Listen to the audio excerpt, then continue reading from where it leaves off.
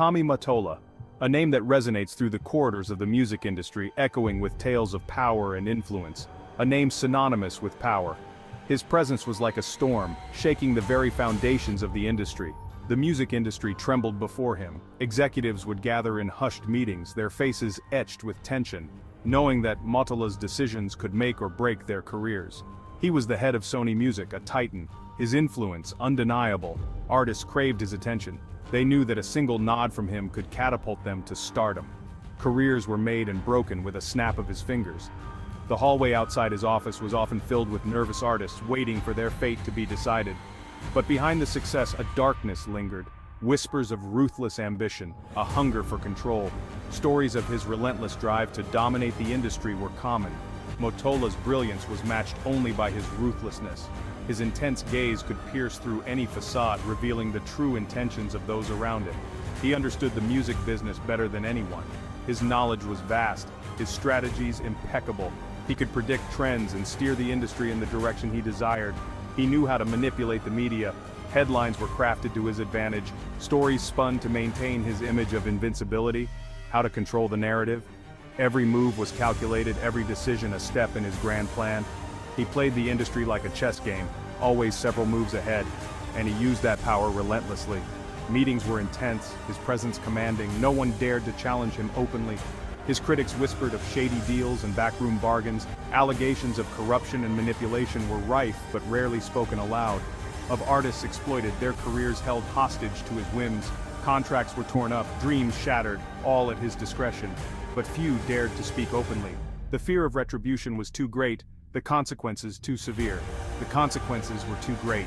Careers could be ended with a single word, reputations destroyed in an instant.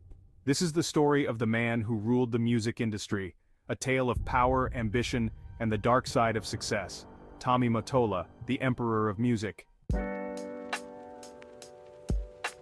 In the early 90s, a young Sean Combs arrived on the scene. Ambitious, hungry, he sought Motola's guidance. The music industry was a labyrinth, and Combs knew he needed a mentor to navigate its complexities. He was determined to make his mark, and he saw Motola as the key to unlocking the doors of opportunity. Combs, later known as P. Diddy, saw in Motola a path to the top. Motola was a seasoned veteran, a kingmaker in the industry, and Diddy was eager to learn from the best. He observed Motola's every move, soaking in the knowledge and strategies that would later define his own career. He craved the power that Motola wielded so effortlessly. The allure of influence and control was irresistible. Diddy wanted to be more than just a player in the game. He wanted to be a game changer. He envisioned a future where he could shape the industry, just as Motola had done. Motola, it seemed, recognized a kindred spirit in Diddy. He saw the same fire, the same drive that had propelled him to the top. Their relationship was more than just mentor and mentee.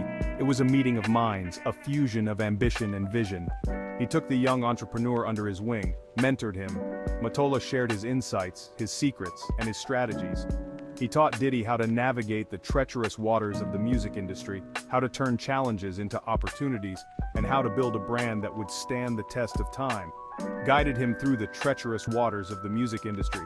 Diddy's rise was meteoric. With Motola's guidance, he learned to anticipate the pitfalls and seize the opportunities.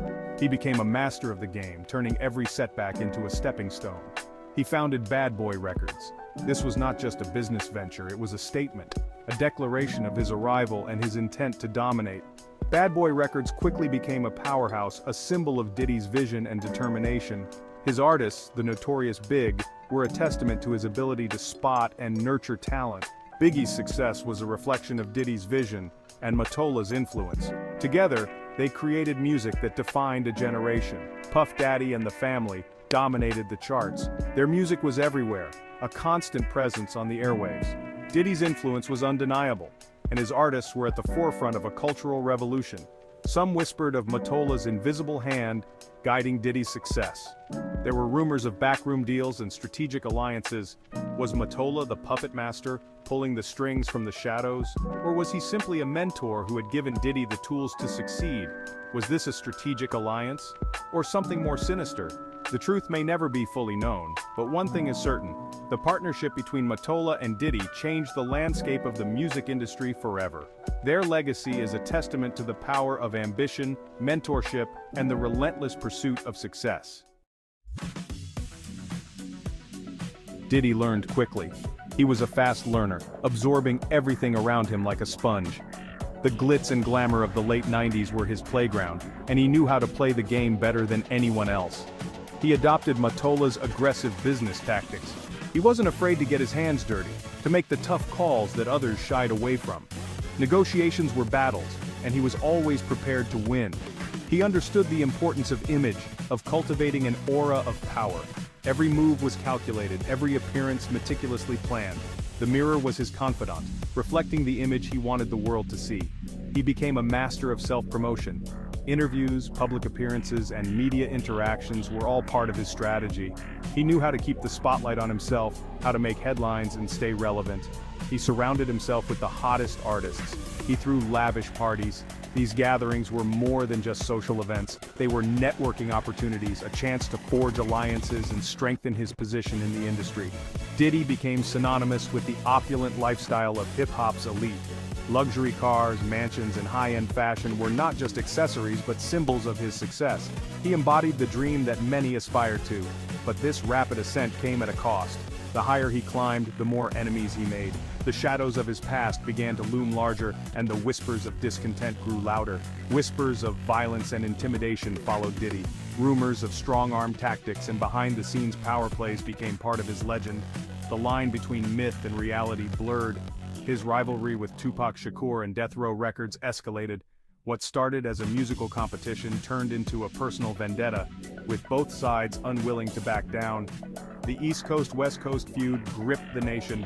Fans chose sides, and the media fanned the flames, turning the rivalry into a cultural phenomenon that transcended music. Some speculate that Motola, with his lust for control, fueled the flames. Was he the puppet master behind the scenes, pulling the strings to maintain his dominance in the industry? Did he see the rivalry as a way to solidify his own power? The questions linger, adding another layer of intrigue to the already complex narrative of Diddy's rise to power. Rumors circulated about Diddy's arrangement with Motola. Some alleged Diddy was a pawn in Motola's game, that Motola used Diddy to expand his empire, to control the lucrative world of hip-hop. Were Diddy's successes truly his own, or were they orchestrated by Motola from behind the scenes? The rumors persisted. They spoke of shady contracts, of artists pressured to sign unfavorable deals. The line between mentorship and manipulation blurred. Was Diddy a willing accomplice, or was he too a victim of Motola's insatiable ambition? Section 5. Whispers of favoritism. As Diddy's star rose, other artists struggled. Many questioned whether Motola played favorites. Did he channel resources to Diddy, leaving other artists to fight for scraps? Accusations of preferential treatment mounted. Artists complained of being sidelined, of their careers neglected while Diddy's empire flourished. The music industry buzzed with discontent. Was Motola playing a dangerous game, favoring one artist at the expense of others? Did his ambition blind him to the consequences? Section 6. The price of loyalty. Loyalty to Motola came at a steep price. Artists who questioned his methods found themselves ostracized. Their careers stalled, their voices silenced.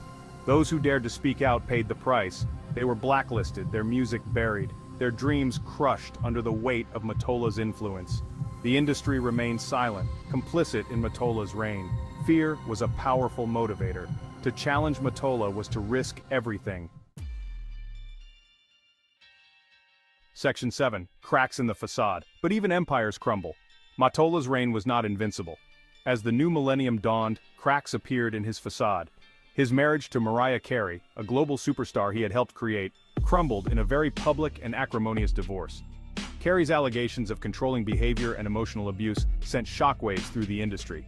The whispers grew louder, the accusations more pointed. Section 8. A legacy tarnished. Motola's grip on the industry began to loosen. He stepped down from his position at Sony Music. His once untouchable image lay tarnished. The music industry he left behind was forever changed. His influence, once absolute, waned. Did his methods contribute to a culture of exploitation and fear? Did his pursuit of power come at the expense of artistic integrity? These questions lingered long after his departure. Section 9. The music industry's reckoning.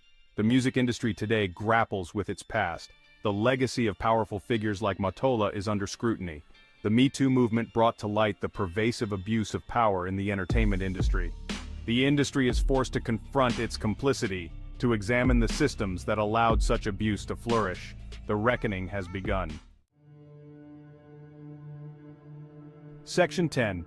Power, corruption, and the price of fame.